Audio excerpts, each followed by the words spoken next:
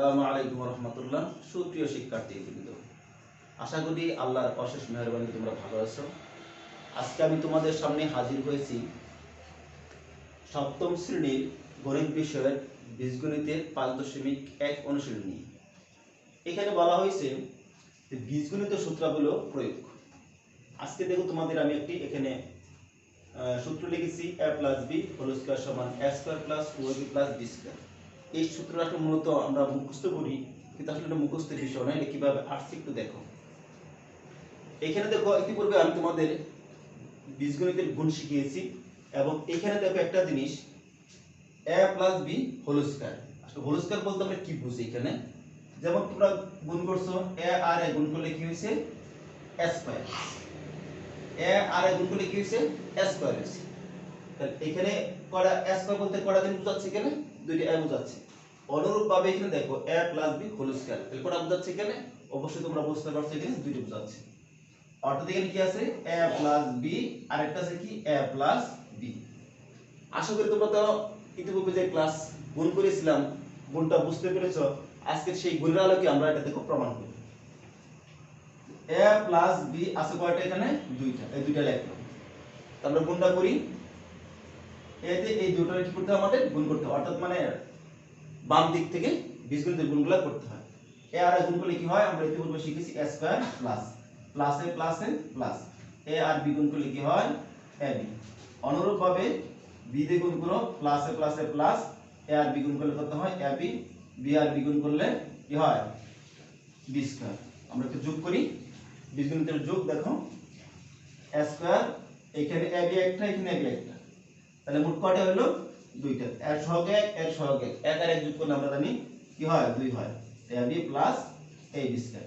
দেখো আমরা এই সূত্রটি পেয়ে গেলাম। তাহলে আমাদের এই টেকনিকটা যদি অবলম্বন করি আমরা, তাহলে আসলে এই সূত্রগুলো মুখস্থ করতে হয় না।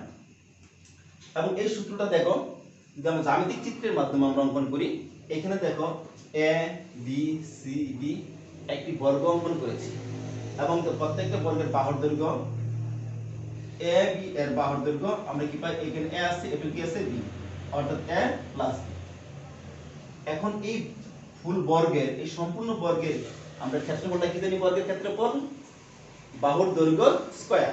তাহলে আমরা এখানে বাহুর দৈর্ঘ্য পেলাম কত? a এবং b। এর দেখো আমরা কি দিলাম? Whole square. এখন এইটার সমান আমাদের এটা জ্যামিতিক চিত্রের মাধ্যমে প্রমাণ করে করতে হবে, দেখাতে হবে। দেখো আমি একটু দেখাই। তাহলে আমরা এখানে কি বললাম? বাহুর দৈর্ঘ্য স্কয়ার, অর্থাৎ মানে a b c d বর্গের ক্ষেত্রফল। তাহলে এই বর্গটা আমরা চারটা অংশে বিভক্ত করেছি। একটা হলো p, আর হলো q, আর হলো r, আর হলো s। দেখো এখানে p ছোট বর্গটার এটার বাহুর দৈর্ঘ্য a, এটার বাহুর দৈর্ঘ্য a, অর্থাৎ মানে কি? এটা একটা বর্গ। আবার দেখো এখানে s, এটার বাহুর দৈর্ঘ্য b, এটার বাহুর দৈর্ঘ্য কত? b। এই ছোট s টাও কি একটা বর্গ। তাহলে আমরা দুইটা বর্গ পেয়ে গেলাম। তাহলে p এর বর্গের ক্ষেত্রফল আমরা কত পাবো? বাহুর দৈর্ঘ্য। অনুরূপভাবে s এর বাহুর দৈর্ঘ্য আমরা কত পাবো? বাহুর দৈর্ঘ্য স্কয়ার, অর্থাৎ মানে কি? b square. এখন দেখো এখানে q এবং r এই দুটো কিন্তু ভিন্ন ভিন্ন বাহু, অর্থাৎ এটা b, এটা a, আবার এটা a, এটা b। তাহলে দৈর্ঘ্য এবং যে প্রস্থ দেওয়া থাকে সেটা আমরা অবশ্যই জানি আয়তক্ষেত্র। তাহলে এখানে q এর আয়তক্ষেত্রের ক্ষেত্রফল কত হবে? আয়তক্ষেত্রের ক্ষেত্রফল আমরা অবশ্যই জানি দৈর্ঘ্য গুণ প্রস্থ। তাহলে দৈর্ঘ্য আছে a, প্রস্থ আছে কত? b, a into b। অনুরূপভাবে আর আয়তক্ষেত্রের ক্ষেত্রফল কি পেলাম আমরা? ab। এখন দেখো আমরা a b c d কি পেয়েছিলাম? বর্গ। বর্গের সমান কি পেয়েছিলাম? a + b whole square. এখন থেকে এর সমান আমরা যখন ভেঙে ভেঙে জ্যামিতিক চিত্রের মাধ্যমে দেখলাম, তখন দেখো এখানে আমরা কি পাইছি? a square. এই যে এটুকু আমরা ক্ষেত্রফল পেয়েছি কত? a square. সবগুলো আমরা কি করি? যোগ করি। এরপর দেখো এটার মান পেয়েছি কত আমরা? ab। এটার মান পেয়েছি কত আমরা? ab। তো দুটো যোগ করলে কত হয়? অবশ্যই কত? 2ab। এরপর আমাদের বাকি হলো কি? s। যোগ করে দাও, s এর ক্ষেত্রফল আমরা কত পাইছি? b square. দেখো কত সুন্দর জ্যামিতিক চিত্রের মাধ্যমে আমরা কি এই সূত্রটা প্রমাণ করতে পেরেছি। আশা করি তোমরা এই সূত্রটা কিভাবে এসেছে এবং কিভাবে আমরা এটা শিখবো সেটা আমরা অবশ্যই বুঝতে পেরেছি। এরপরে দেখো অনুরূপভাবে আরেকটা সূত্র দেখো 2 নম্বর সূত্র। অনুরূপভাবে তোমরা এটাও প্রমাণ করতে পারবে a - b হোল স্কয়ার সমান a square - 2ab b square. আমি যেভাবে প্রমাণ করলাম আশা করি তোমরা সেটা এইভাবে প্রমাণ করতে পারবে জ্যামিতিক চিত্রের মাধ্যমে এবং গুণের মাধ্যমে তোমরা এটা প্রমাণ করতে পারবে। এখানে একটা জিনিস খেয়াল করো, আমি ইতিপূর্বে যে সূত্রটা দেখিয়েছি দুটো রাশির যোগফলের বর্গ, যদি বাংলায় বলি দুটো রাশির যোগফলের বর্গ সমান কি একটা রাশির বর্গ প্লাস 2 ইনটু দুটো রাশির গুণফল এবং পরবর্তী রাশির বর্গ যোগ করলে বাংলা যদি বলি এটা আমরা বলতে পারি। অনুরূপভাবে আমরা এটাও বলতে পারি। তাহলে দেখো আমরা এখানে দুটো সূত্র শিখলাম। একটা হচ্ছে কি a + b হোল স্কয়ার সমান a square + 2b b square. আরেকটা সূত্র শিখলাম আমরা কি এখন a - b হোল স্কয়ার সমান a square - 2ab b square. আশা করি এই দুটো সূত্র তোমরা বুঝতে পেরেছো এবং এই সূত্রের মাধ্যমে আমাদের কি করতে হবে, অনেক রাশি দেওয়া থাকবে সেটা বর্গ নির্ণয় করতে হবে। যেমন দেখো তোমাদের 5.1 এর 2 নম্বর একটা অঙ্ক আছে, বলছে এটা বর্গ নির্ণয় করার জন্য। অর্থাৎ এবং তোমার ডাকটা হচ্ছে কি 5x - 7 এর বর্গ সূত্রের সাহায্যে। তাহলে এখানে দেখো লেখা আছে 5x - 7।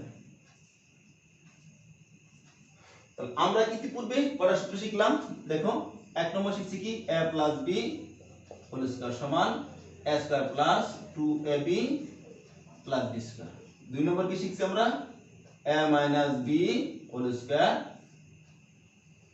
সমান a square - 2ab b square.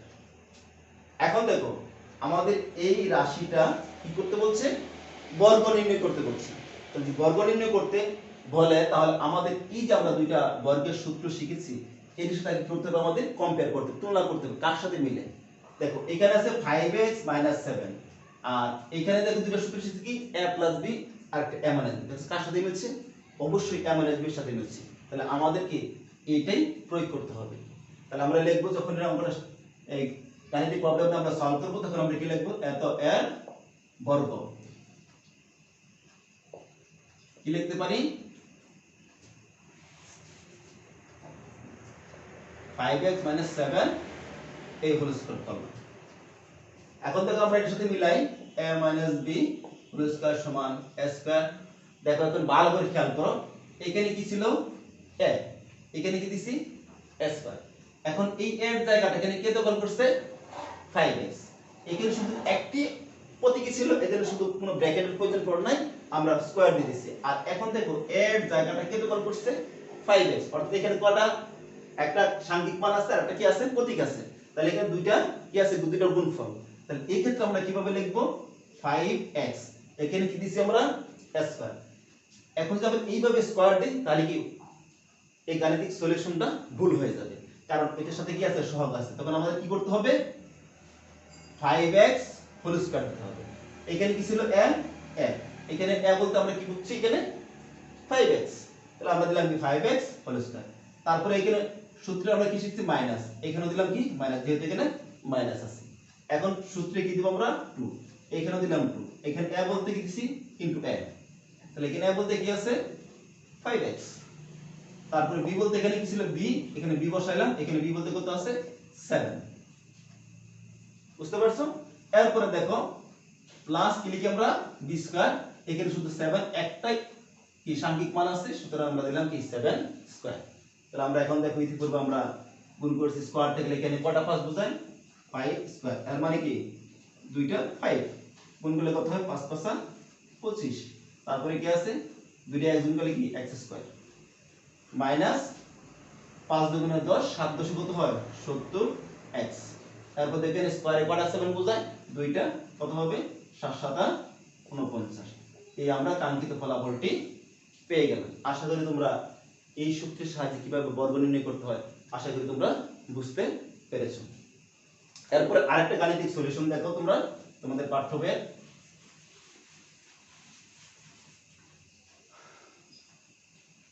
6 নম্বর সংখ্যা দিয়ে তোমাদের বর্গ নির্ণয় করতে বলছে। কিন্তু সংখ্যাতে আমরা যদি সরাসরি বর্গ করে ফেলি তাহলে কিন্তু হবে না। বলছে গেলে সূত্রের সাহায্যে কি করতে হবে, বর্গ নির্ণয় করতে হবে। 990 990 এর বর্গ, এর কি করলাম আমরা, এর বর্গ আগের মতো আমরা লিখলাম, এর বর্গ লিখলাম। এখন কিন্তু সরাসরি আমরা ক্যালকুলেটর অথবা আমরা গুণ করে দিতে তাহলে হয়ে যাবে, কিন্তু এটা গ্রহণযোগ্য হবে না, কারণ বলছে সূত্রের সাহায্যে। তাহলে এটা আমরা কি করি, আগে সূত্র তৈরি করি। সহজ সূত্র, 1000 থেকে আমরা 10 বাদ দিই তাহলে কি হয়ে গেল, 990 হয়ে গেল। একটা সূত্র আমরা এটার সাথে কি হয়ে গেল, ম্যাচিং হয়ে গেল। এখন আমরা এটা ইকুয়াল স্কয়ার করলাম। এখন দেখো এটা আমরা সূত্রের সাহায্যে বর্গ নির্ণয় করতে পারবো। এটা কি ধরবো আমরা, a লিখলাম a স্কয়ার মাইনাস 2, এই 2 ছিল সূত্রের 2, a বলতে 1000, b বলতে কত 10, a স্কয়ার পেয়ে গেলাম আমরা। এখন গুণ করো। এখন দেখো এই শূন্যের গুণগুলো খুব সহজ। 1 এ 1 গুণগুলো 1, এখানে কতটা আছে, 3টা শূন্য আছে, আমরা কটা দেব, 6টা শূন্য দেব। এখানে গুণ করো, এককে 1, দুইকে 2, শূন্য কটা আছে, 4টা, 10 10 100। তাহলে এর সাথে আমরা কি করতে হবে, যোগ করতে হবে, 0 0 1 0 0 0 1, বিয়োগ কত, 4টা শূন্য। এখন বিয়োগ করো। এখন বিয়োগটা করে দেখো, এই 0 থেকে 0 বাদ দিলে কি 0, এই 0 থেকে 0 বাদ দিলে কি হবে 0, তারপর এখানে কি আছে 0, উপরে কি আছে 1, 1 থেকে 0 বাদ দিলে কত আসবে, 1 আসবে। আবার দেখো এখানে আছে 0, এখানে 0, তাহলে কি 0 থেকে 0 বাদ দিলে 0, এখানে 2, এখানে কত আছে 0, যেহেতু 0 থেকে 2 বাদ দেওয়া হলে এখানে আমাকে কি করতে হবে, 1 ধরতে হবে, 10, 10 থেকে 2 গেলে কত থাকবে 8, এখানে রয়ে গেল কত, যে 9। এই আমরা পেয়ে গেলাম কাঙ্ক্ষিত ফলাফল।